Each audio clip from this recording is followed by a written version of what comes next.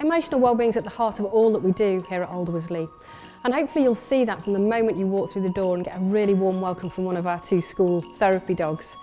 In fact, over the past 6 years or so, we've really expanded the emotional wellbeing team from not just our highly specialised occupational therapists and speech and language therapists to now include a psychotherapist and a clinical psychologist and 2 wellbeing officers.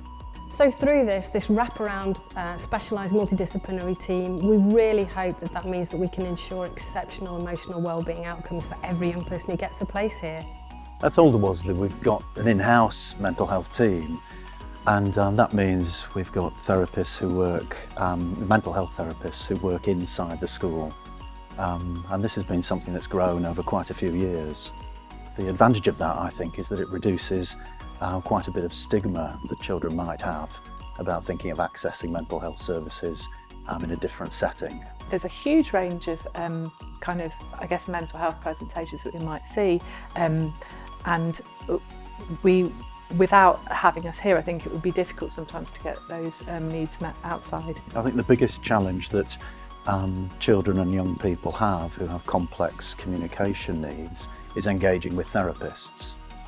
And so often traditional mental health services need students who can articulate and explain how they feel, explain what the problems are. And I think a lot of our students don't know how to do that. And so they need a lot of support within the school setting in order to access mental health provision. The advantage here is that we can develop long-term patterns of engagement with children and students around hopefully helping them to understand their difficulties and have a helpful way of solving them. Students can't always engage with a therapist, a one-to-one therapist, and may prefer to work with a group and with the group of therapists or across the school, or teachers and support staff. So I think our role is very much to help students get access to the right support, but in an environment in which they can grow and learn. I think when children and families arrive at the school, they've often been in been long periods of time where they haven't had the support they perhaps needed. And that's for a range of reasons. It may be that the child isn't able to fully engage in the support. And so we tend to think about the child, as all children are, they live in families, and so we think about the child and the family and how we can support both, so that we can support the child to develop a sense of family and community within the school, working closely with therapists, but then equally trying to engage with families, because it's so important that the families feel part of this journey and this sort of therapeutic process.